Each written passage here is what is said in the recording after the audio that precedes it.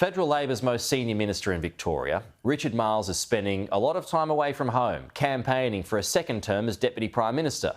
But as the long-serving Geelong MP took time out with Sky News, he concedes the government is not focused on the $34 billion Melbourne Suburban Rail Loop on the other side of Port Phillip Bay. He spoke exclusively with our Victorian political reporter, Simon Love.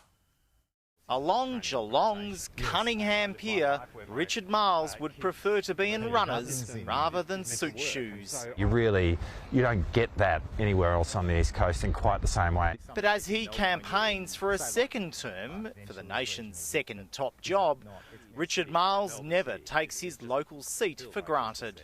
But, you know, your role in the government requires you to be on the road so much. Yeah, look, I am on the road a fair bit, and I'm obviously in Canberra. Does that hurt you, though, as a local MP at all? I mean, I don't... there's a whole lot of theories around that. I hope not, is the answer to that question. I do my best to try and, represent the local community. Sitting down at Billy Brownless's Bayside Cafe for coffee, Richard Marles is parochially a cat at heart.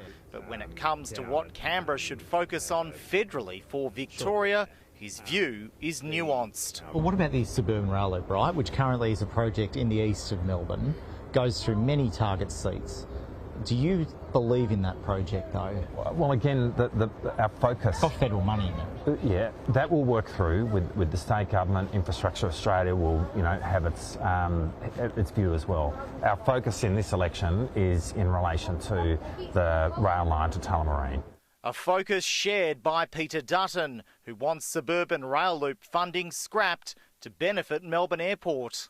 But what did you think of him going to a winery to make his announcement? Well, again, I just think it's an example of the fact that the Liberals don't speak Victorian, literally. But that so-called Victorian language has its tests, and the Prime Minister choosing his appearances with the Premier carefully. He's only appeared once with Jacinta Allen so far, and there's certainly a reticence within the people I talk to in Labor about being alongside Jacinta Allen. Is it an issue?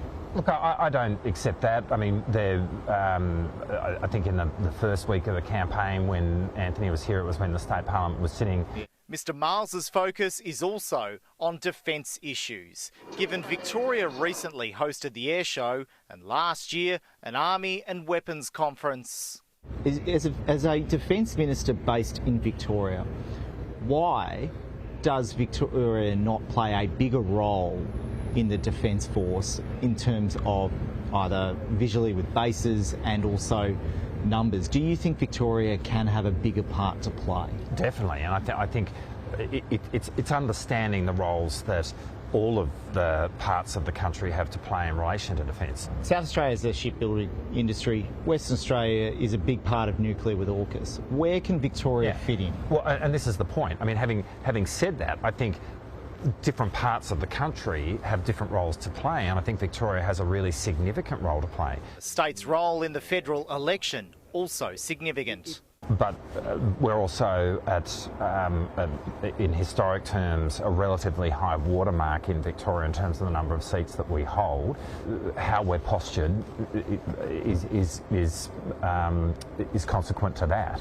Leaving little time for Bayside runs or golf games. The clubs have been put away. I'm an avid golfer, but there's no golf at the moment. Fair enough. Good luck, and I know it'll be a tough fight, but do appreciate sitting down with you. Thanks, Simon.